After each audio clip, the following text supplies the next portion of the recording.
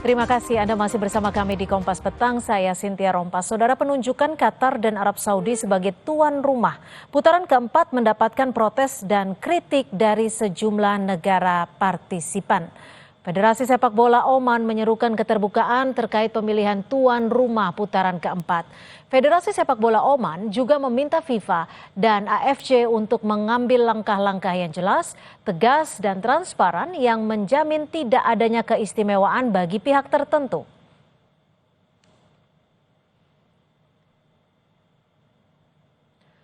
Protes yang sama juga disampaikan Federasi Sepak Bola Irak. Mereka khawatir Qatar dan Arab Saudi akan mendapatkan keuntungan non-teknis serta potensi tekanan bagi tim tamu.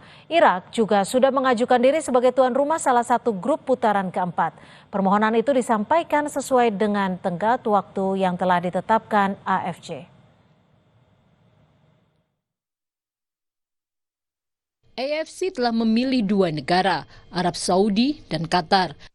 Dari 6 peserta yang lolos ke kualifikasi Piala Dunia 2026 zona Asia babak 4 sebagai tuan rumah.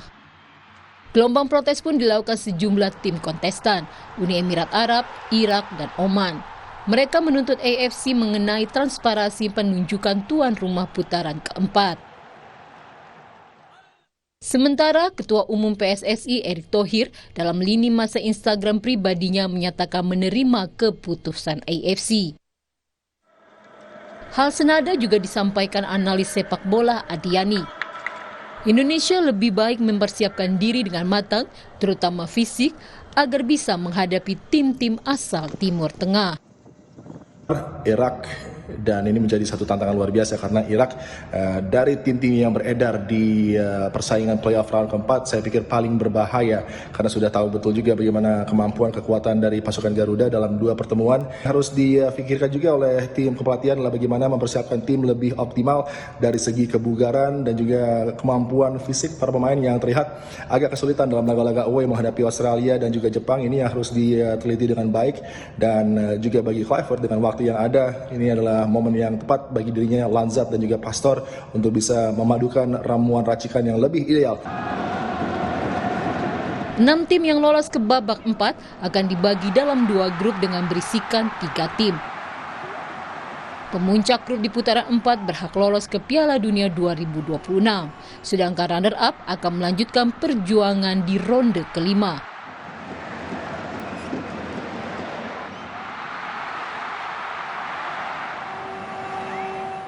Di tengah memanasnya protes terhadap Qatar dan Arab Saudi, PSSI menerima penghargaan kategori Gold dari FIFA dalam ajang FIFA Forward Awards for Asian Member Association. Penghargaan tersebut diberikan atas keberhasilan PSSI membangun proyek pusat pelatihan nasional di ibu kota Nusantara. Penghargaan itu diserahkan langsung oleh Presiden FIFA Gianni Infantino sebagai bentuk apresiasi terhadap inisiatif pembangunan infrastruktur sepak bola nasional yang dilakukan PSSI. Erick menambahkan pencapaian ini menjadi motivasi untuk terus memajukan sepak bola tanah air. Pembangunan tahap pertama Pusat Pelatihan Nasional PSSI telah selesai sejak Februari lalu.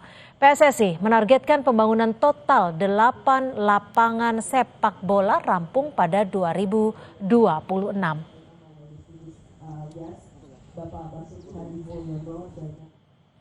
Penghargaan FIFA ini pertama kali dalam sejarah sepak bola kita yang diberikan karena keberhasilan dalam menjalankan proyek PSSI National Training Center. Tulis Erick Thohir di akun Instagramnya.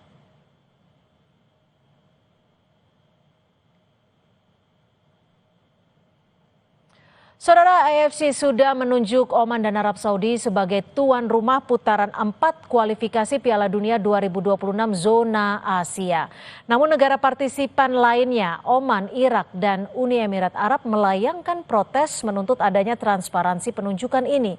Bisakah dialihkan ke negara yang netral? Bagaimana juga peluang Timnas di putaran 4 nanti? Kami membahasnya bersama mantan pemain Timnas, sudah ada Mas Bambang Nurdiansyah, dan juga analis sepak bola sudah ada Mas Firzi Idris. Selamat petang Mas Firzi, Mas Bambang, terima kasih sudah bergabung bersama kami di Kompas Petang. Selamat petang, Mbak. Ya, Ya, Mas Mbak. Firzi, ini ada negara-negara partisipan yang sudah melayangkan protesnya. Apakah protes-protes ini bisa mengubah keputusan dari AFC sendiri untuk penunjukan tuan rumah di putaran 4 ini? Karena hal ini cukup menarik dan pantas menimbulkan polemik ya, karena kita tahu di awal kan AFC mengedepankan venue netral untuk pertandingan. Terus kemudian menurut rapat komite AFC pada Juli 2023, venue pertandingan adalah 2 tim dengan peringkat terbaik dengan hasil-hasil terbaik di round 3. Hasil-hasil terbaik di round 3 itu seharusnya milik Uni Emirat Arab dan juga Irak ya, yang mendapatkan 15 poin. Sementara Arab Saudi dan Qatar sendiri mendapatkan 12 poin.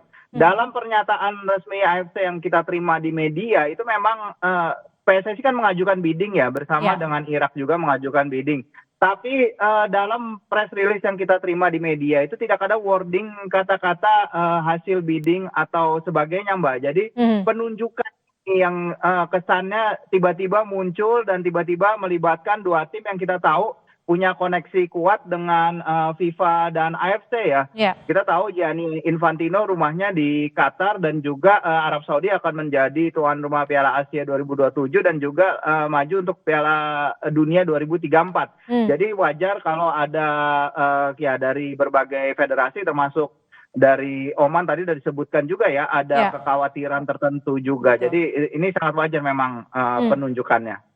Mas Bambang, kalau kita tahu kan memang biasanya ketika bertanding di negara-negara yang ikut berpartisipasi, ini ada kekhawatiran tekanan-tekanan non teknis.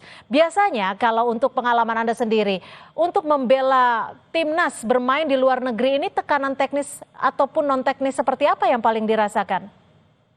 Ya banyak lah Mbak ya, banyak tekanan, mungkin wasitnya sedikit memihak dan seterusnya. Tetapi menurut saya sebenarnya sih kekhawatiran ini sudah lama. Kalau di tempat netral saya pikir lebih fair lah gitu kan, dan peluang kita besar. Tetapi kita main di kandang lawan dan lawan itu yang tuan rumah justru pesaing kita. Ini yang menurut saya cukup berat juga gitu. Tadinya saya berharap ada fair sesuai mutunya FIFA fair play lah gitu di tempat netral, dan kalau di tempat netral saya pikir peluang kita sangat besar. Tetapi oke lah, semua sudah terjadi dan ini keputusan FIFA AFC. Tinggal bagaimana tim pelatih menyiapkan tim ini lebih baik lagi untuk round 4 ini. Kemarin pelajaran berharga ketika melawan Jepang, saya pikir semua tim pelatih sudah mempersiapkan apa yang harus dilakukan ketika maju ke ronde atau main di ronde keempat. Saya ingatkan juga Mbak, sebetulnya tim kita ini sangat nyaman atau bisa lebih berkembang ketika melawan tim-tim Timur Tengah. Kita ini agak sedikit tidak nyaman. Bukan anak-anak naturalisasi saja sebenarnya. Kita yang lokal-lokal juga kalau ketemu ras kuning ini sedikit agak kesulitan. Karena mereka fighting spirit bagus, high pressure-nya bagus. Ini kita bisa lihat ketika kita berhadapan dengan tim Timur Tengah. Lawan Saudi kita bisa bermain bagus di Saudi, main di kandang kita menang, begitu juga lawan Bahrain kemarin gitu. Tetapi ketika kita berhadapan dengan ras kuning, terutama kelas-kelas Korea, Jepang, bahkan sebetulnya Cina itu kita kesulitan. Tetapi kemarin itu terbukti juga, main di Cina kita kalah kan gitu lah. Kemarin bisa dibalas 1-0, itu pun setengah mati itu, dengan penalti. Artinya sebetulnya kalau di depan netral kok saya yakin kalau ketemu tim-tim Timur Tengah. Karena tipikal pemain Timur Tengah ini kan dia pelan, pasti ya possessionnya progresif ke depan, tapi tidak melakukan high press yang menyulitkan pemain-pemain kita, seperti itu Mbak. Kalau dari Mas Firzi sendiri, bagaimana menilai kesiapan, bisa dikatakan kesiapan teknikal dari timnas Indonesia untuk melawan negara-negara di Timur Tengah? Karena kita tahu mereka kekuatan fisiknya juga cukup oke, serangannya juga sangat direct dan bisa dikatakan kuat dalam duel udara. Ya, pertama kalau menghadapi Qatar juga kita belajar di Piala Asia U23 ya, beberapa pemain kan di skuad ini main juga di Piala Asia U23 itu melawan Qatar, di mana ada kepemimpinan wasit yang kontroversial ya dari Tajikistan, wasit Kabirov ketika itu yang memberikan kartu merah kepada Ivar Jenner dalam kondisi yang sangat mencurigakan, dan ada tackle-tackle pemain Qatar yang keras yang tidak dikasih pelanggaran. Jadi Marcelino, Ivar, Justin, banyak pemain kita yang main di squad itu. Ramadan juga mendapat kartu merah kalau tidak salah di laga itu. Jadi memang tipikal yang ini yang harus kita perhatikan ya. Kalau persiapan menghadapi fisik ya, tadi saya juga setuju dengan Om Banur dan juga dengan Adiani tadi sebelumnya. Kita harus siap menghadapi duel-duel fisik yang bisa mereka hadirkan. Kita tahu kita bisa melawan Arab Saudi, kita bisa menang 2-0 di GBK, itu adalah hasil fantastis. Dan kita tahu Arab Saudi ketika kita bermain di Jeddah juga kita bisa menahan 1-1, walaupun memang ketika itu kita berada dalam pressure yang sangat besar ya. Kalau tidak salah lawan itu 18 kali tembakan, tapi kita bisa pulang membawa poin yang berharga, dan itu yang harus kita ulang lagi. Dan Coach Patrick sebenarnya sudah menitik beratkan satu aspek ya yang ingin dia perbaiki menjelang round 4. Dia utarakan itu setelah kita kalah lawan Jepang, di mana kita nggak mencatatkan satupun sentuhan di kotak penalti lawan. Nah, aspek ofensif ini yang Coach Patrick ingin kembangkan dari timnya, dan itu juga sudah terbaca dari laga lawan China, laga lawan Bahrain, di mana kita di kandang mungkin seharusnya bisa mendapatkan lebih dari 1 gol untuk kemenangan kita. Mungkin itu yang kita harus waspadai menjelang round 4 nanti, Mbak Cynthia. Mas Bambang, kalau dilihat dari tantangan yang ada dengan pertandingan dari Timnas Indonesia nanti melawan negara-negara dari Timur Tengah ini, apa saja yang akan dihadapi oleh Timnas Indonesia? Baik itu tantangan fisik, tantangan mental, apa saja? Tapi dijawabnya usai jeda, tetap bersama kami di Kompas Petang.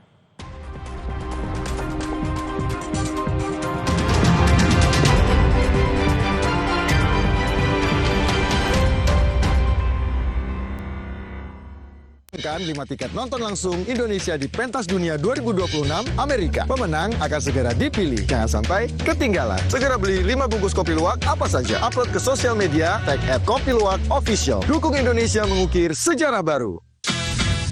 Menangkan 5 tiket nonton langsung Indonesia di Pentas Dunia 2026 Amerika. Beli 5 bungkus kopi luwak limited edition, foto 5 kemasan dan struk asli. Upload ke sosial media, tag @kopiluwakofficial. Dukung Indonesia mengukir sejarah baru. Kok yang ini, Pak? Kalau tutupnya aja gini, isinya gimana? Tidak semua air itu sama. Aqua dalam galon yang dibersihkan 20 kali, diisi tanpa tersentuh tangan dan ditutup sempurna. Aqua, 100% murni, 100% aman. Kata food vlogger tentang mie sedap goreng ala Chef Devina. Ini rasanya itu beda guys, dia punya cita rasa sendiri. Mie-nya pepi dan kenyal, tambah sama merah, sedapnya full of taste. Ada kremesan kriuk-kriuk, bikin makin mantap. Mie sedap goreng ala Chef Devina, sedapnya full of taste. Dari Wings Food. Sebuah penelusuran jurnalistik. Investigasi untuk mencari bukti dari peristiwa-peristiwa yang mengundang polemik. Dipo Investigasi setiap Senin pukul 8:30 malam di Kompas TV. Kita berada di tengah gerak roda ekonomi yang lajunya dipengaruhi jalinan komunikasi antara pengusaha dan pemerintah. Dan kami berupaya menjembataninya demi terwujudnya kesejahteraan bagi seluruh rakyat Indonesia. Saya masih tertarik ikuti Business Talk di Kompas TV.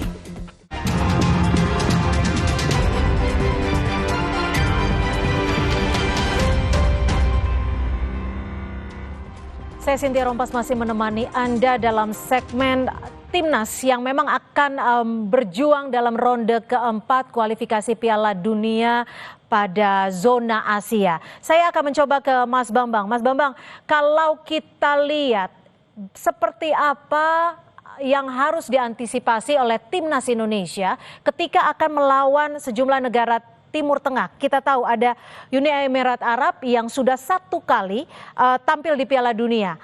Qatar 1 kali juga tampil di Piala Dunia. Irak juga 1 kali dan Arab Saudi 6 kali.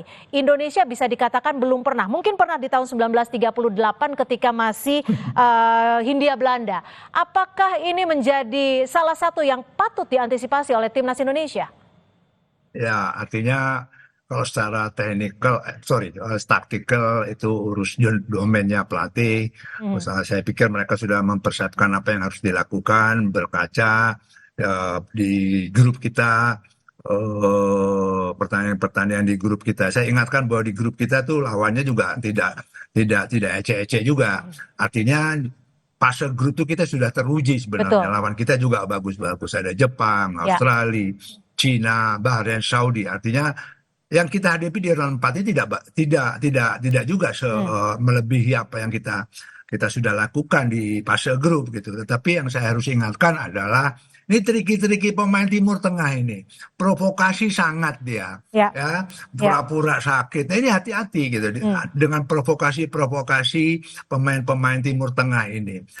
Jangan juga karena provokasi emosi tidak terkontrol akhirnya keluar kartu. Belum lagi kepemimpinan wasit yang mungkin berpihak gitu. Itu juga harus jaga emosinya sehingga kalau terjadi kartu, bahkan kartu merah itu sangat merugikan tim. Kita tahu semuanya, Bung Firji juga tahu. Pemain Arab, ini dataran Arab ini banyak sekali trik-triknya yang untuk memancing emosi, bersandiwara di lapangan. Apakah drama-drama seperti yang beberapa waktu lalu ketika melawan Bahrain akan kembali terjadi menurut Anda? Bisa jadi. Ini kan tipikal tim-tim Timur Tengah seperti itu gitu loh. Sandiwara yang seperti itu yang harus diantisipasi juga di samping taktikal tentunya. Kalau taktikal domain pelatih sudah harus saya pikir sudah mempersiapkan secara taktikal untuk ronde keempat nanti. Tetapi aspek-aspek itu juga harus diingatkan juga gitu. Jangan juga kena provokasi, emosi, kena kartu, bahkan kartu merah ini sangat merugikan tim kita. Mas Firzi, lalu apa yang bisa Anda berikan catatan, kelemahan apa, kekuatan apa yang dimiliki timnas Indonesia saat nanti melawan negara-negara Timur Tengah? Dan seperti yang dikatakan Mas Bambang bahwa akan ada banyak drama-drama nanti. Ya, pertama mungkin kita juga harus belajar lebih bijak ya dalam bermain di laga tandang. Karena kita tahu di laga tandang tim ini nggak semaksimal ketika bermain di SUGBK. Dan itu adalah hal wajar karena di SUGBK kita mungkin punya pemain ke-12 dan pemain ke-13 dalam para supporter kita. Tapi yang menarik memang pengalaman bermain tandang ini yang sebenarnya kita di round 3 ini masih sedikit kurang maksimal ya. Oke, kita bisa menahan Arab Saudi gitu. Tapi di Sydney di mana sebenarnya stadion juga banyak fans Indonesia, kita kalah besar 1-5, terus kemudian di Jepang terutama melawan tim Jepang yang memang layer 2, tapi kita kelihatan perbedaan kelasnya dan ini harus dimanfaatkan dengan baik ya oleh federasi juga. Di ronde September kan nanti kita kosong itu, kita menjadwalkan 2 laga untuk FIFA Matchday friendly yang tadinya akan dipakai sama Malaysia, tapi Malaysia kabarnya menolak undangan itu untuk jadi kayaknya udah keempat kalinya mereka menolak, sehingga kita punya ronde laga untuk melatih tim untuk bermain di laga tandang. Emang tensinya akan berbeda dan tipu muslihat para pemain itu seperti yang kata Coach Banur juga mungkin nggak seintens biasanya ya, tapi kita tetap harus biasakan diri untuk bermain di luar tandang, bermain di atmosfer mereka, karena ketika kita bermain di kandang Irak misalnya di Basrah, kita menghadapi tekanan supporter mereka di round 2 itu kita juga kerepotan, jadi kalah 1-5 dan itu mungkin yang bisa ditingkatkan oleh para pemain kita dan skuad kita di ronde laga September untuk menghadapi laga-laga krusial nanti. Tapi gini Mas Firzi, ketika nanti tuan rumahnya adalah Qatar dan juga Arab Saudi, ada bisa dikatakan ketraumaan terhadap wasit Timur Tengah. Apakah ini perlu menjadi kekhawatiran kita bersama? Ya betul, seperti yang tadi kita bahas ya, wasit asal Tajikistan Kabirov itu yang memimpin laga Qatar lawan Indonesia di U23 itu mendapat banyak kritik sekali, dan ketika itu bahkan pelatih Sintayong mengatakan bahwa wajar mereka dapat keuntungan kalau bermain di kandang, tapi tidak sampai level segitu ya, pertunjukan komedi bahkan ketika itu saya ingat Coach Shin mengatakannya. Sehingga banyak sekali memang aspek-aspek non teknis yang harus diwaspadai, benar kata Coach Banur, dengan guling-guling mereka di lapangan yang terjadi lawan Bahrain. Itu sangat terlihat sekali dan kita kemungkinan ada satu grup dengan Qatar ya. Kalau ini kan undiannya kita belum tahu persis nih apakah ada batasan-batasan satu tim yang udah bertemu di round 3 tidak akan bertemu lagi di round 4 karena itu belum ada detailnya di situs AFC ataupun di situs FIFA sehingga kita baru akan tahu nih menjelang tanggal 17 Juli drawing di Osaka. Tapi normalnya ya memang seharusnya udah tim yang bertemu di round 3 tidak akan bertemu lagi di round 4. Artinya kita akan bermain di Qatar melawan Irak. Irak dan Qatar. Jadi ini yang harus kita waspadai. Kita punya pengalaman kok bermain lawan kedua tim itu dalam situasi normal ya kita nggak perlu takut menghadapi mereka. Tapi banyak aspek lain yang harus diperhatikan. Mas Bambang, ada potensi kita akan melawan Qatar dan juga Irak. Lalu bagaimana kita bisa menyiasati duel-duel dari pemain-pemain Irak dan Qatar ini? Dan apa yang harus diantisipasi? Baik itu dari non-teknis, stadion, dan juga kekuatan dari lawan? Ya, artinya yang non-tenis saya sudah bahas tadi, triki-triki pemain Timur Tengah itu seperti apa, belum lagi dukungan supporter, mungkin ya seperti supporter kita lah untuk mendukung tim kita. Itu saya pikir anak-anak pemain profesional sudah terbiasa dengan itu. Yang paling penting adalah taktikal yang akan diterapkan nanti Peter Clover menghadapi tim-tim itu. Saya pikir selalu saya bilang kalau pengalaman dan statistik kita tuh kalau main lawan Timur Tengah kita lebih bisa berkembang daripada melawan tim-tim las kuning gitu loh. Seperti saya menyayangkan kenapa pesaing kita kok salah satunya tuan rumah itu yang jadi masalah gitu loh menurut saya. Tetapi kalau main di tempat netral menurut saya peluang kita juga cukup besar. Tapi mudah-mudahan karena ini sudah banyak negara-negara juga yang protes sehingga AFC atau FIFA bahkan wasitnya lebih hati-hati lagi lah untuk memimpin pertandingan tadi. Tidak ada lagi kepihakan yang sangat menonjol gitu. Tuan rumah sangat sering diuntungkan, tetapi seperti Coach Santayong tempo hari bilang ya jangan keterlaluan juga gitu loh. Itu biasa kalau sebagai tuan rumah itu sedikit diuntungkan iya gitu. Tetapi sekali lagi saya yakin kalau lawan tim Timur Tengah kita tuh nyaman main lawan tim Timur Tengah dan bisa berkembang gitu. Yang perlu diperhatikan adalah lini depan, finishingnya juga harus ditingkatkan lagi. Saya pikir tim pelatih di tim ini sudah ada kan ada tim analisa, ada semuanya lengkap sebetulnya. Tim pelatih kita ini yang terbaik yang pernah ada semenjak timnas PSSI berdiri gitu, sudah lengkap ini. Tinggal bagaimana mereka merumuskan itu semua untuk nanti di round 4 ini. Baik, tentunya harapan yang terbaik di Oktober 2025 mendatang untuk Timnas Indonesia. Terima kasih sekali lagi mantan pemain Timnas Mas Bambang Nurdiansyah dan juga analis sepak bola Mas Firsi Idris. Terima kasih sudah berbagi perspektif di Kompas Petang. Selamat sore. Selamat sore Mas Firsi.